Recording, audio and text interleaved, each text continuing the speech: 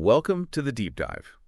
Today, we are taking a really fascinating and honestly a very necessary look into the financial heart of big real estate projects in Jamaica. We're talking about the machine behind it all, the developer commission calculator. Yeah, and this isn't just, about reading a contract. It's about seeing the whole financial picture laid out. Right. For any agent who's handling these multi-unit developments, or even if you're just an investor who's curious, our mission today is to demystify what we're calling the revenue ladder. The revenue ladder. I like that. So what is that exactly? It's the step-by-step path the money takes. I mean, from the second a unit is sold all the way down to what an agent actually, takes home.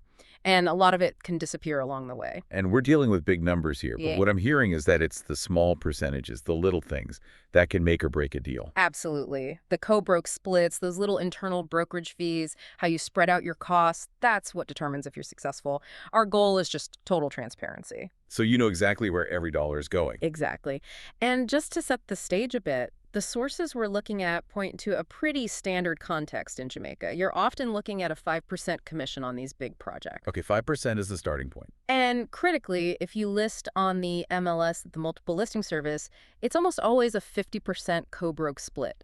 That's just the default. That's the competitive landscape you're in from day one. Okay, so let's unpack this. Using the calculator's framework, the first big step is what? Defining the size of the pie. That's it. You have to establish the total commission pool. Yeah. And to do that, you need three really foundational inputs. What are they? First, the total number of units you've been assigned. So let's use the example from the sources. Say a developer gives you 29 units. 29. Big. Second, the price per unit. Let's say it's 100 million Jamaican dollars. Okay, Jake, $100 million. And third, your agreed upon commission percentage, which is usually that 5% we mentioned. You put those together, and that creates your gross potential earnings for the whole project. So you have this massive pool of money. But the first thing that can happen is that, well, half of it just gets chopped off the top. I'm talking about the co-broke factor. It is the single largest variable. I mean, without a doubt, the co-broke percentage is the slice that goes straight to the other realtor, the one who brought the buyer.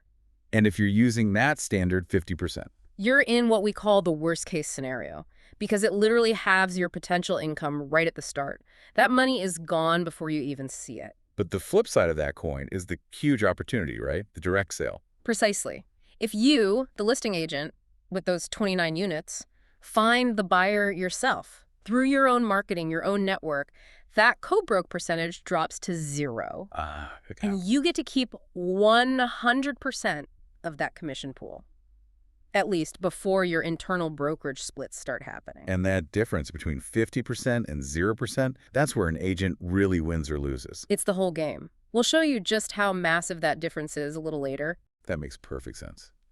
So, okay, once the co-broke is applied, what's left is called your side. Now we're looking internally. Yeah. What happens when that money walks back into your own brokerage office? Right. So now we're dissecting the internal fees. The first big one is the broker split. Okay. This is the percentage of your side that you pay to your own broker for, using their license, their brand, their platform. It could be 50%, 40%, 30%. It all depends on your deal with them. That seems pretty straightforward. Broker provides the infrastructure, they take their cut. But the sources point out this other, more subtle fee that a lot of agents miss, the brokerage or franchise fee. Yes. Why is that separate? Why is it so important? It's so important because of when it's applied. It comes after that main broker split. So it's a second deduction on an already shrinking amount of money. So it's a percentage of a percentage. Yeah, exactly. Think of it as like a 5% fee that goes to the main franchise brand. When you see it on the calculation, it can feel like salt in the wound because your money's already been cut in half by the co-broke, then maybe cut in half again by your broker. And then this little fee comes along and takes another bite. It's a key detail that separates a simple split from a more complex franchise model. You absolutely have to account for it if you want an accurate projection. That is a great piece of insight. So after all the percentages, we get to the fixed costs, right? Desk fees. How does the calculator deal with those? Desk fees are, they're your operational hurdles. They can be monthly or annual. If you put in an annual fee, the calculator is smart enough to amortize it. Meaning it spreads the cost out. It spreads that cost over the number of months the project is on the market. This way, you're accurately reflecting the fixed cost of just keeping your license active while you're working on this deal. And those fees hit you no matter what, right? Yep. Whether you sell a unit or not. Non-negotiable. They hit the agent regardless. Okay, so We've covered the structural costs, the fees you need to just be in the game. Now let's talk about the agent's own out-of-pocket investment, the actual cost of selling 29 units. Exactly. You have to bring it back to operational reality. You need to measure your activity. So you have to account for the months on market and the number of trips per month you're making to the site. Right, for viewings, meeting the developer, and with those tricks come all those small costs that add up. Fuel, lunch.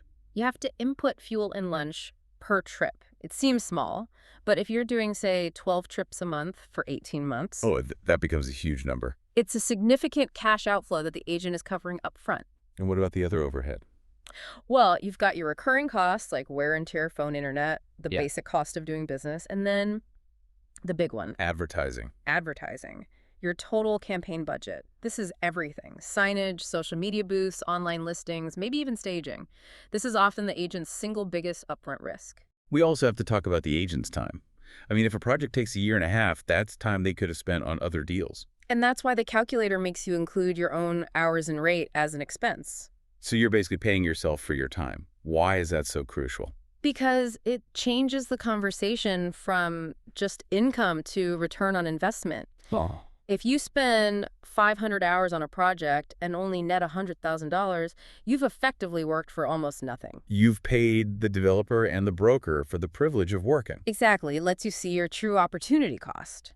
This brings us to a really critical point for these multi-unit deals, expense allocation. How do we handle that massive advertising budget when we have 29 units? This is a huge strategic choice. You have two options. The first is per unit allocation, Okay. which means you assign the entire cost of the campaign to the very first unit you sell. The sources say this is almost always the wrong way to do it for a big project. Because it makes that first sale look like a massive loss. Ruinously expensive, yeah. So the preferred method has to be the shared allocation. Shared allocation. Yes. This is standard for developer projects. The entire upfront investment advertising, desk fees, all of it gets spread proportionally across all 29 units. So each unit carries a small piece of the total cost. Right. And if you're analyzing a multi-unit project, picking shared is really the only way you're going to get a realistic and hopefully profitable net per unit number. Okay, so we've set up the pool, we've sliced it up with all the fees, and we've subtracted the costs. Let's put it all together. Walk us up that revenue ladder. What's the precise step-by-step order of deductions? Okay, this sequence it's the key to the whole thing. Let's hear it. Number one, you start with the big number, the commission pool. Two, the very first thing to come out is the co-broke. That often cuts the pool in half. Okay. Three, what's left is your side. Four, the biggest internal cut. The broker split comes out. Right. Five, then comes that sneaky little brokerage franchise fee. Six, what survives all of that is your gross, but that's before your own expenses. Still not your take home. Not yet. 7, you subtract all of your own operational expenses. And then finally, number 8, you get to the net, your final income. That clarity is so helpful. Okay, now for the payoff. Let's see the financial impact. I really want to focus on the difference that co-broke split makes. Let's use that example unit. Okay. $100 million price, 5% commission, so that's a $5 million pool. And let's assume a 50% broker split and that 5% brokerage fee for both scenarios. This comparison is probably the most important lesson here. Let's start with example A, the standard co-broke scenario, 50% co-broke. Okay, $5 million pool, what's first?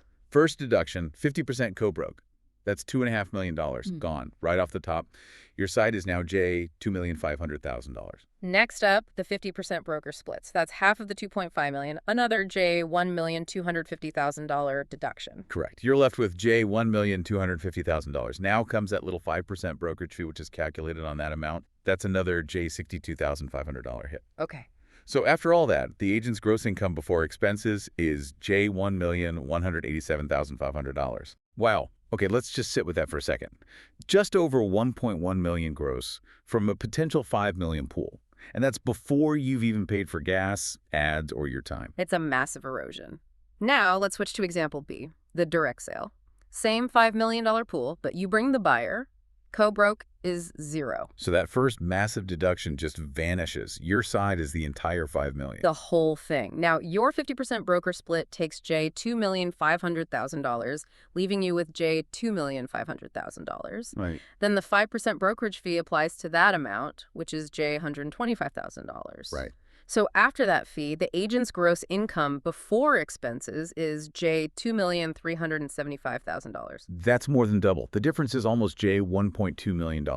Just by finding your own buyer, you more than double your gross income. That one variable is the difference between a high-risk, low-reward job and a genuinely lucrative deal. It shows you the incredible incentive there is to market directly. So if you're running the numbers and your net income looks tiny, the first place you should look is that co-broke percentage. Absolutely. It's almost always the biggest factor. I imagine the tool gives you more than just the final net figure, though. What other outputs are really critical? Well, beyond the net and gross, the breakdown of where the money went is key. You can see the total amount paid to your broker, the total paid out in co-broke fees, and for a developer, seeing the net per unit is invaluable. A quick technical one. What about currency? If everything's in Jamaican dollars, but the agent wants to see their net in, say, US dollars. You can toggle the output to show USD or GBP, but, and this is a crucial point, all the core math, the entire revenue ladder, is always calculated in JMD. The conversion only happens on the final numbers. Got it. Okay, let's tackle that big question for our listener. My net looks way too small. Yeah. What are the usual suspects? We can trace it right back up that ladder. Right. Number one, the co-broke percentage was too high. Number two, your broker split was too big. Right. 3, that sneaky little brokerage fee got you. And 4, your desk fees and other recurring costs over the life of the project were just really high. And one last thing to check. One final strategic check. Make sure, if it's a multi-unit deal, that you selected the shared expense allocation, not per unit. That can make a huge difference. This whole framework just provides so much clarity. It forces you to look past that big, flashy 5% number and see all the deductions that come after. It's really essential for managing expectations. And that transparency is power. Especially when you're negotiating, the sources talk about comparing different scenarios, running the numbers for a 5% commission versus, say, a 2% commission, but keeping all the other fees the same. And this is where the tool becomes a strategic weapon for you, the listener. It helps you ask the ultimate question for any agent in this game.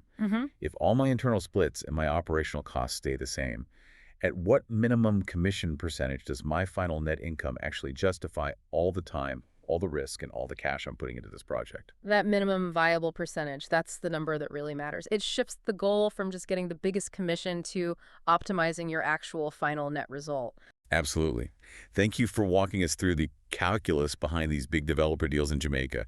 You now have the full revenue ladder, Go forth and negotiate wisely. and we will catch you on the next deep dive.